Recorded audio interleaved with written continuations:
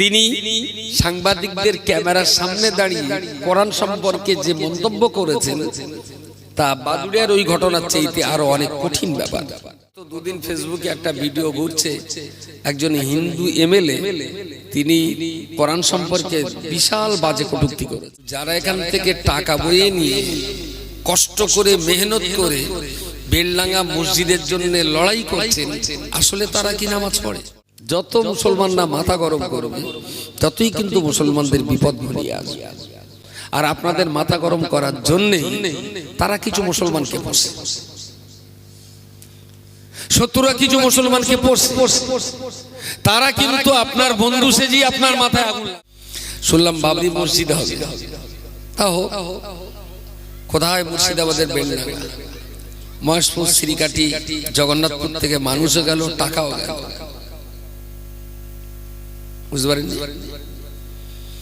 বেলডাঙ্গার মসজিদের জন্য এখান থেকে টাকা গেছে, মানুষও গেছে, বিশাল আবেগ।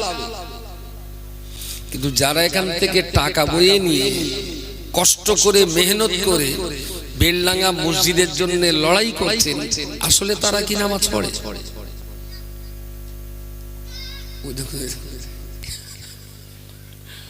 কত বয়স বড্ড 7 হবে, ও ওখান তো উত্তর দিতে বলছে না,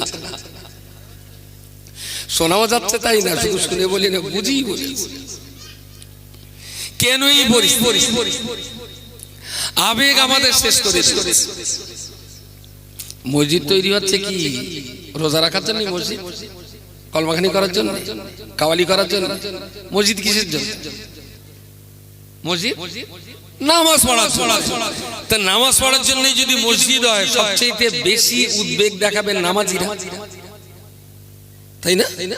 সবচেয়ে বেশি আনন্দ নামাজিদের হবে, সবচেয়ে বেশি উদ্বেগ নামাজিদের ভিতরে থাকবে যে আমাদের নামাজ পড়ার আর একটা জায়গা তৈরি হচ্ছে, ঐতিহাসিক একটা প্লেস তৈরি হচ্ছে। কিন্তু এখানে দেখছি উল্টোটা। আবেগ দিয়ে উদ্বেগ দিয়ে কখনো ধর্ম হয় না।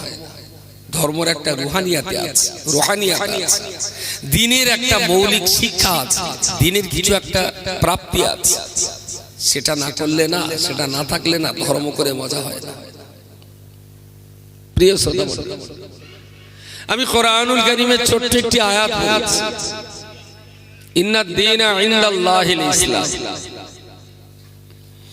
আল্লাহ বলেছেন মানব জাতিকে সুন্দর রাখার জন্য, ভালো রাখার জন্য, স্বস্তিতে রাখার জন্য, শান্তিতে রাখার জন্য আমি আল্লাহ মানুষের জন্য একটা ধর্ম তৈরি করেছি। ওই ধর্মটার নাম হলো ইসলাম। বলুন সুবহানাল্লাহ। হয়তো শুনে থাকবেন, গত দুদিন ফেসবুকে একটা ভিডিও ঘুরছে, একজন হিন্দু এমএলএ তিনি কোরআন সম্পর্কে বিশাল বাজে কটূক্তি করেছেন। কেউ শোনেননি মনে হয়? শুনে খুব বাজে মন্তব্য করেছে কোরআন সম্পর্কে। আপনারা শোনেননি যখন, নতুন করে আর আমি উচ্চারণ করতে যাচ্ছি না। কিন্তু কোরআন নিয়ে বাজে মন্তব্য করে উনি যে হিন্দু, ওনার ধর্মের কি কোনো লাভ হবে? ওনার কি কোনো কল্যাণ হবে কোরআনকে গালি দিয়ে? ওনার ধর্মের কোনো লাভ হবে না। তাহলে কোরআনকে গালি দেওয়ার উদ্দেশ্যটা কি? মুসলমানরা লেগে যাক, মুসলমানরা পথে নামুক, মুসলমানরা হইহুল্লোড় করুক, আবার হিন্দু মুসলমান একটা ঝামেলা দাঙ্গা বেঁধে যাক। বাদুড়িয়ার দাঙ্গার কথা মনে আছে? মনে আছে না ভুলে গেছে? কি নিয়ে হয়েছিল? ছবি নিয়ে। কাবা শরীফের একটা ছবির উপরে একটা ছেলে দাঁড়িয়ে পেশাব করছে, এরকম একটা ছবি। জীবনে কোনোদিন তো কাবার দাঁড়িয়ে কেউ পেশাব করেছে এমন ঘটনা তো কখনো ঘটেনি। এরকম ছবি নেই, ওটা তৈরি করে। কেউ কিন্তু কাবার সাথে উঠে পেশাব করেনি, ওটা মোবাইলে তৈরি করা, কম্পিউটারে তৈরি করা ছবি। কম্পিউটারে তৈরি করা একটা ছবি ছাপার উদ্দেশ্যটা কি? যে মুসলমানদের ধর্মীয় ভাবাবেগে আঘাত করা, মুসলমানদের কষ্ট দেওয়া। সেইটাকে নিয়ে উভয় সম্প্রদায়ের ভিতরে এক বিরাট অশান্তি আমরা দেখেছি, যা বাদুড়িয়ার ইতিহাসে কখনো ঘটেনি, তা ঘটে গেছে। তোটা চুলে একটা ছবি। আর আমি যেটা বলছি এটা কোনো ছবি টবি না, একটা জীবন্ত মানুষ তিনি সাংবাদিকদের ক্যামেরার সামনে দাঁড়িয়ে কোরআন সম্পর্কে যে মন্তব্য করেছেন তা বাদুড়িয়ার ওই ঘটনার চাইতে আরো অনেক কঠিন ব্যাপার। কিন্তু এর পরেও বলছি মুসলমানদের মাথা ঠান্ডা রাখতে হবে। আপনি কিন্তু বাস করছেন ইন্ডিয়াতে, ইন্ডিয়াতে বাস করবেন আর সৌদি আরবে ঢেকুর তুলবেন, কি বলিস বলা যায়, ইন্ডিয়াতে বাস করবেন আর পাকিস্তানের ঢেকুর তুলবেন, এটা হবে না।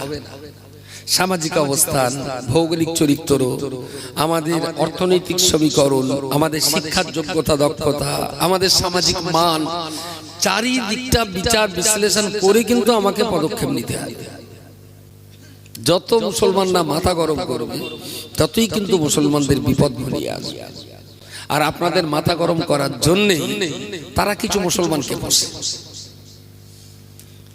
শত্রুরা কিছু মুসলমানকে পোষে, তারা কিন্তু আপনার বন্ধু সেজি আপনার মাথায় আগুন লাগাবে। আর তাদের খপ্পরে মাথা দিয়ে আপনি যদি গরমে ফেটে পড়ে তাহলে যারা আগুন লাগাচ্ছে তারা কিন্তু পড়বে না। কাঠে যে চাচি চুলো ধরাবার জন্য কাঠে আগুন লাগে, ওই চুলো শুধু কাঠই পড়ে, চাচি বলো পড়ে। আমার কথাটাই বোঝা গেছে? আপনার মাথা গরম করে যারা আগুন লাগাবে তারা কিন্তু লাগিয়ে দিয়ে বেরিয়ে যাবে, তারা পুড়বে না, পুড়ে মরবেন আপনি আর আমি। আমার আল্লাহ পাক রব্বুল আলামিন কোরআন শরীফে আমাদের জন্য বলেছেন, বান্দারে ইন্নাদ দীনা ইনদাল্লাহিল ইসলাম, আমি আল্লাহ মানব জাতির জন্য আমার তৈরি করা একমাত্র ধর্ম ইসলাম ধর্মটাকে সাব্যস্ত করে দিলাম। আমার এই ধর্ম মানব জাতিকে আরো সম্মানিত করবে, আমার ধর্ম মানব সভ্যতাকে আরো উন্নত জায়গায় পৌঁছে দেবে। আমি আল্লাহ তৈরি করা ইসলাম এ মানব জাতিকে আরো অনেক ভালো জায়গায় পৌঁছে দেবে। মানুষ যেহেতু সৃষ্টি জগতের জন্য সেরা, তাই সৃষ্টি জগতের ভিতরে এই মানুষ যখন সেরা জাতি, এই মানুষের জন্য আমার আল্লাহ সেরা নীতি আদর্শ নির্ধারণ করে দিয়েছেন। আমরা সৃষ্টিগতভাবে সেরা, পোশাক পরিচ্ছদে আমরা সেরা, খাওয়া দাওয়াতে আমরা সবার চেয়ে ভালো, আমাদের ঘর বাড়িতে অন্যের চাইতে আমরা অনেক ভালো। পৃথিবীতে যত প্রাণী আছে এত সাজিয়ে গুছিয়ে কারোর কোনো জীবন চলছে বলে মনে হয়? আচ্ছা, কুকুরের তো সংসার হয়, ওদের বের আগে কি ঘরবার দেখা হয়? কুকুর কুকুর ওদের বেশাদি হয় না, তার বংশমালা বেঁচে আছে কি? ওদের ঘরবার দেখা আছে, দিনখানা আছে, কিচ্ছু নেই।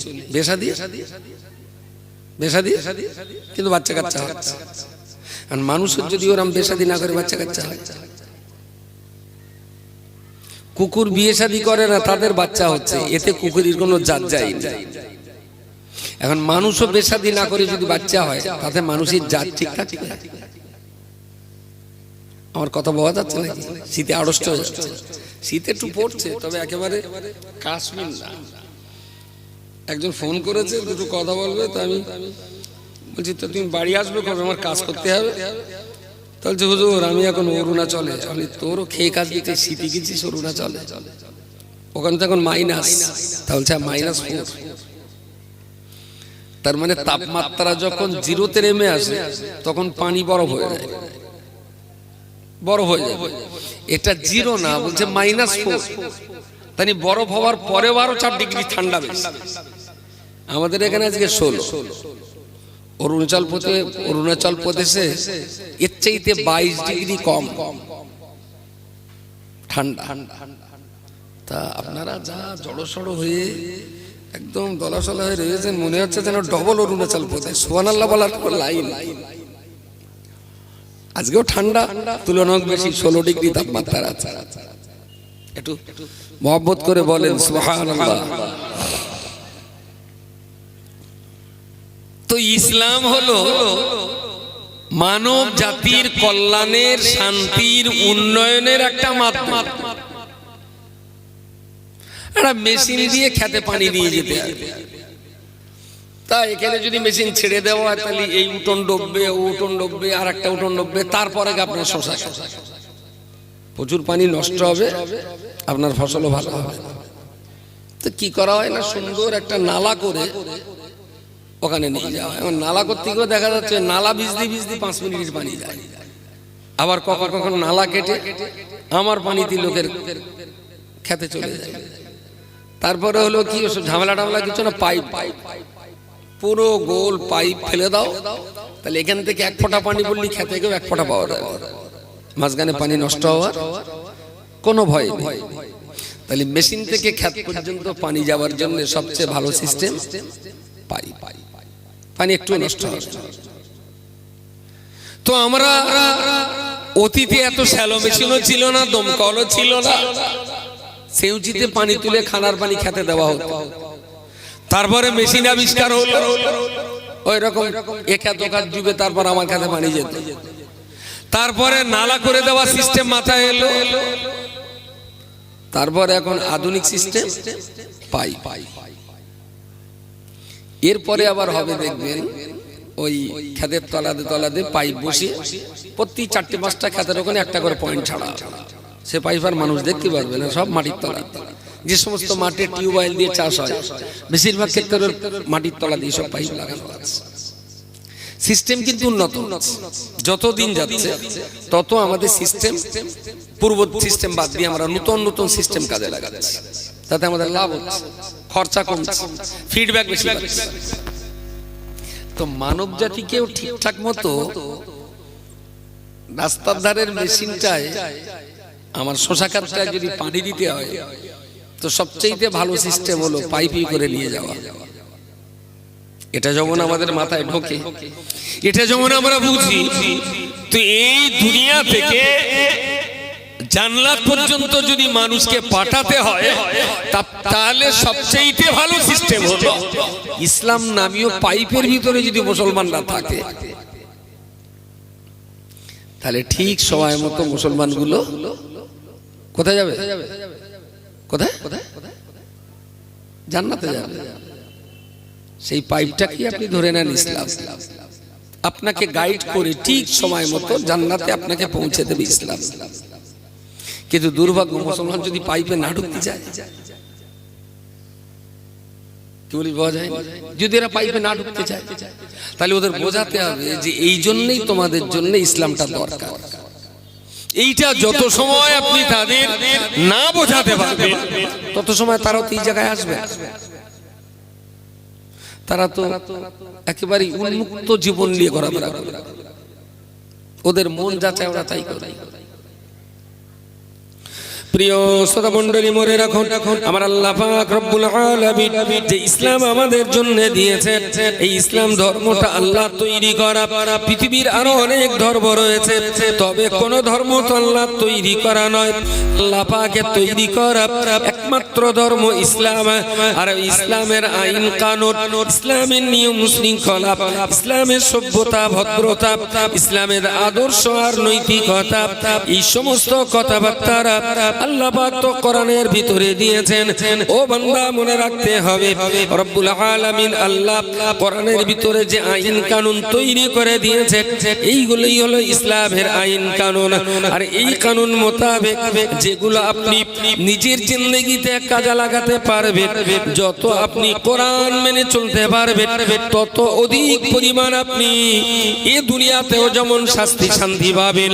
যত অধিক ইসলাম মেনে চলবেন দুনিয়াতে যেমন আপনি শান্তি পাবেন, যত অধিক ইসলাম মেনে চলবেন ততই আপনার জন্য আমার আল্লাহ জান্নাতকে সুরক্ষিত করে দেবেন।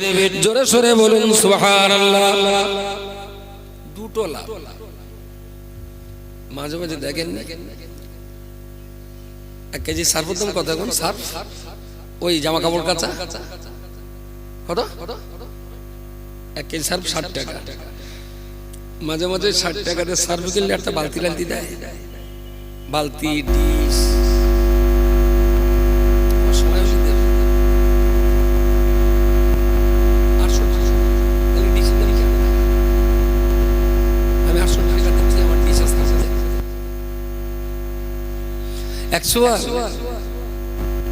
কোম্পানির বাজার যখন একটু ডাউন হয়, কোম্পানি তখন ওর সঙ্গে আরো কিছু বাড়তি পুরস্কার ঘোষণা করে, যাতে বেশি অন্য মাল না কিনে এই কোম্পানির মালটা কেনে। তার জন্য কোম্পানি মাঝে মাঝে পুরস্কার ঘোষণা করে। আর এই পুরস্কার সবার জন্য। সার্ভো যদি 100 জন কেনে, হয়তো 10 জনের বাদে কারো বদনা, কারো জগ, কারো ডিস, কারো ডিস, যেরকম কোম্পানি দেয়। কারণ কাজ যে কি বাঁধবে কোম্পানি ঘোষণা করে। সার্ভো কিনলে ডিস, সার্ভো কিনলে এটা সেটা, কখনো 10 টাকাও পরে কুপন দিয়ে দেয়। আচ্ছা, কেউ যদি বলে ভাই তোমার সার্ভ কত, তাহলে 68 টাকা। ভালো, মানে 68 টাকার সার্ভো একটা কিনেছে, কেনার পরে ওর সঙ্গে একটা 200 টাকার ডিশও পড়েছে, ওর কপালে সেলো পড়ে গেছে। এখন ডিশ আর সার্ভো দুটোনের দোকানে ঝাপের তলায় এসে ডিশটা রেখে দে, বলছে ভাই সার্ভোর দাম কত, তাহলে 68। তাহলে এক প্যাকেট 68 দিয়ে দিলুম, আমার 68 টাকা ফেরত দাও। ডিশ নিয়ে নেবে, ডিশির দাম তো টাকা না। বলে তুমি তো বললে সার্ভোর দাম 68 টাকা, আমি তোমার সার্ভো ফেরত দিচ্ছি, ডিশ ফেরত দাও। দেবে দোকানদার? কেন দেবে না? তাহলে ডিশটা বাড় যাবে। বলার উদ্দেশ্য হলো আমার, যদি ডিশ না বাড়ে এমন সার্ভ ফেরত দিলে কোম্পানি নিতে পারে। কিন্তু যদি একবার ডিশ বেঁধে যায়, তাহলে ডিশ বাড়ি রেখে সার্ভো ফেরত দিলে কখনো আমি বলছি, মানুষ কিন্তু ডিশ কিনতে যায় না, মানুষ যায় কি সার্ভ কিনতে। যার ডিশ কেনার দরকার আছে সে হাঁড়ি কিনতে দোকানে যাবে, মানুষ যায় সার্ভ কিনতে। বাইদি ভাই কোম্পানি ফ্যাসিলিটি দিয়েছে, কখনো কখনো ডিশ কি বেঁধেও যায়। আমার বলাই জন্য যে সার্ভো কিনলে ডিশ বেঁধে যায়, সবার বাধা না, কারো বাধা। কিন্তু সার্ফের কেনার উদ্দেশ্য হলো জামা কাপড় পরিষ্কার করা, এই জন্য লোক সার্ফ কেনে। তো যিনি সার্ফ কিনেছেন তার সেই সার্ফে জামা কাপড়ও পরিষ্কার হলো, ফের সেগুলো ধোয়ার জন্য একটা ডিশও পেল। তবে এই ডিশ সবাই পায় না, কিছু লোক পায়। ইসলাম পৃথিবীতে মেনে চললে আপনার যেটা উপযুক্ত পাওয়া না, সেটা হলো শান্তি। শান্তি কিরকম শান্তি? ইসলামে যে কথাটা বারবার বলা, প্রিয় রাসূল সাহাবীদের বলেছেন, নবী নিজে এমন কাজ করে দেখিয়ে দিয়েছেন। কি সেটা? না পিতামাতার সেবা করা। أعوذ بالله من الشيطان الرجيم إن الدين عند الله الإسلام صدق الله مولانا العظيم। সম্মানিত আজকে সবার সভাপতি আমাদের মসজিদের সুযোগ্য ইমাম সাহেব হুজুর, আমার পূর্ববর্তী বক্তা মাওলানা সাহেব ভাই, তৎসহ এই মহল্লা ও আশপাশ এলাকার ধর্মপ্রাণ সুধী শ্রোতা মণ্ডলী, দূরদারাজে অবস্থিত মা ও বোনেরা, অন্যান্য বছরের মতো এবছরেও এখানকার কিছু যুবক কিশোর বালকদের প্রচেষ্টায় এই জলসার আয়োজন হয়। এবার দেখলাম আমরা একটু বেশ রং একটু ভালো, মনে হচ্ছে গায়ে একটু জুত লেগেছে, দুটো পয়সা করে বেশি পেয়েছে, একটু বেশ জুৎসই করে করেছে। কিন্তু সবার প্যান্ডেল জুৎসই হয়েছে, লাইট হয়েছে ভালো, আবার লাইট চোখ মারামারি হচ্ছে, সেটাও ভালো। কিন্তু অ্যাকচুয়াল যারা দেবেন আর যারা নেবেন, তো এই জায়গাটায় ঠিক ভালো হয়। রাস্তায় যে সমস্ত যুবক, অল্প বয়সী ছোট ভাই, আমার সন্তানের মতো যারা আছো, আমি তোমাদেরকে মজলিসে ডাকছি। তবে ওদিক যা কারবালা হচ্ছে, আমার ডাক কি কানে যাবে? সে তো কারবালা হচ্ছে, যে যার তালে ব্যস্ত। এখানে এসে মনে হচ্ছে কাশ্মীর, বিরাট শীত। রাস্তায় দেখলে মনে হয় জ্যৈষ্ঠ মাস, শীতের কোনো লক্ষণ নেই রাস্তাঘাটে। তো যে সমস্ত মেয়েরা মায়েরা রাস্তায় আছেন, এই হুড়োহুড়ির মাঝখানে আপনাদের থাকাটা ঠিক মানায় না। প্লিজ আপনারা একটু একটু অন্তত পর্দানসীনার ব্যবস্থা করেন। আর ছোট ছোট ভাই যারা আছো, নওজওয়ান যুবক যারা আছো, আমি তোমাদেরকে মজলিসে আসার জন্য একটু অনুরোধ করছি। এই জলসাটার পিছনে কত খরচ, প্যান্ডেল তোমার সব মিলে কত 14,000 প্যান্ডেল, লোক রয়েছে 3 আর 3 6 3 9 10 11 12 13 এরে দিয়ে 14 জন। তোর তো বক্তা শ্রোতাবাসী হিসেবে না নয় ভালো, 14 জন বক্তা শ্রোতা আর প্যান্ডেলে খরচা 14,000। তার মানে পার শ্রোতা পিছু 1000। তাতে আবার এই চট ওতে তো বসলেই তো প্রথমে একটু স্যাঁচা লাগছে, বিশাল ঠান্ডা। তো 14,000 যদি প্যান্ডেল খরচা যায়, আর বক্তা তো সব বিপিএল, ওইটা একটু কমের উপর দিয়ে যাবে। এপিএল জলস্থি হল, জলস্থি একটা আসলে আবার 3-4 জন 42 একটা জলস্থি। এখানে তো কোনো জলস্থি নেই, দেশীয় বিপিএল মাল আছে, এখানে খুব বেশি পয়সা লাগবে না। আবার শেষে তাবারুক শরীফ আছে, ওর ভেতরে অন্তত তা 10-12,000 তো যাবে। গুরু বেশি কত প্রায় 20 ধাক্কা।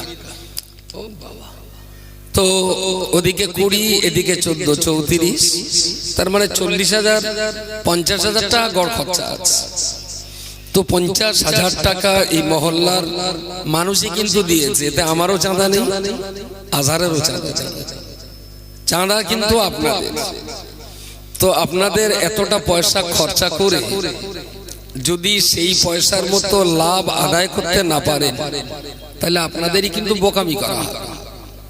এত পয়সা খরচ করে যদি দুটো কথা না শোনে, জীবনে যদি পরিবর্তন না। আমার আগে মৌলানা ভাই বলছিলেন, নামাজের কথা বলছিলেন, আরো প্রাসঙ্গিক অনেক গুরুত্বপূর্ণ কথা কিছু বলেছেন।